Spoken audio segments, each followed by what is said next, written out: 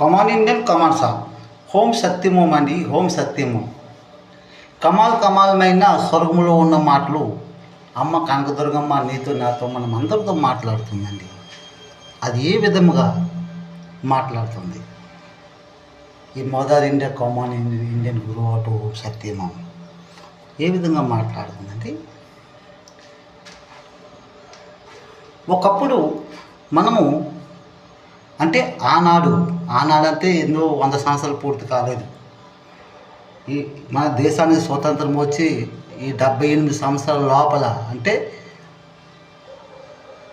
ఒక 50 సంవత్సరాల క్రితం మాట. అవునా కదండి? అదేం మాట? అది స్వర్గంలో ఉన్న మాట.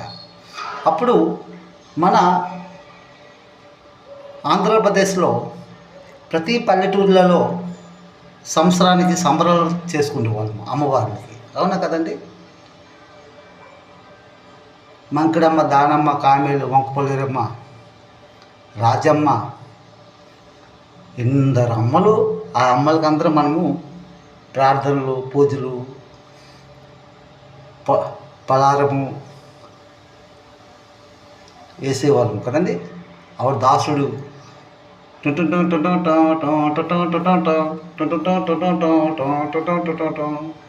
చాలా ఖుషిగా సంతోషంగా మనము సంవత్సరాలకు సంబరాలు చేసేవాళ్ళం కదండి. ఆ తర్వాత రాను మనము తెలివైన వాళ్ళం అయిపోయామండి. అలాగా ఆ తెలివి, అది అలాంటి తెలివి.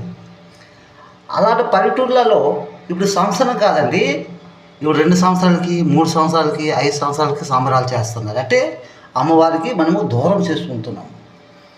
ఉదాహరణకి శ్రీకాకుళం, పలాస, కాశీబుగ్గ, మా అక్కుపల్లి గ్రామం, మా ఊర్లో మాట నేను చెప్తున్నాను. ముందు సంవత్సరానికి ఒక సంబరం చేసుకుంటున్నామండి. ఆ తర్వాత 2 సంవత్సరాలు, ఆ తర్వాత 3 సంవత్సరాలు, ఇప్పుడు 5 సంవత్సరాలకు సంబరాలు చేసుకుంటున్నాము. అంటే దేవుడికి మనం అంత దూరం అయిపోయాం అమ్మవారికి. అంటే మా అమ్మవారంతా అంత రాజకీయం చేస్తున్నారు ఈ పల్లెటూరులో.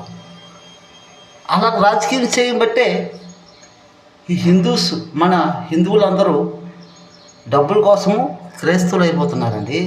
ఇది సత్యము. మనము అమ్మవారికి దూరం చేసుకోకూడదు. అడిగితే ఏంటంటారు, ప్రతి సంవత్సరం ప్రతి ఇంట్లో ఒక సంబరం అవుతుంది. అంటే అది కాదు ఊరు సంబరం ఒక్క సంబరమే చేయాలి. ఆ సంబరంకి ఎక్కడ ఉన్న వారు అందరూ, ఏ ఊరు ఉన్న అందరూ ఆ సంబరాన్ని కలుసుకోవాలి. అదే సత్యము. ఓం సత్యము స్వర్గంలో ఉన్న మాటలు. ఈ కోళ్ళు, మేకలు, పందులు, కుక్కలు మాంసాలు తినేసి మనలో మనము గుమ్రా అయిపోయామండి. ఓం సత్యము.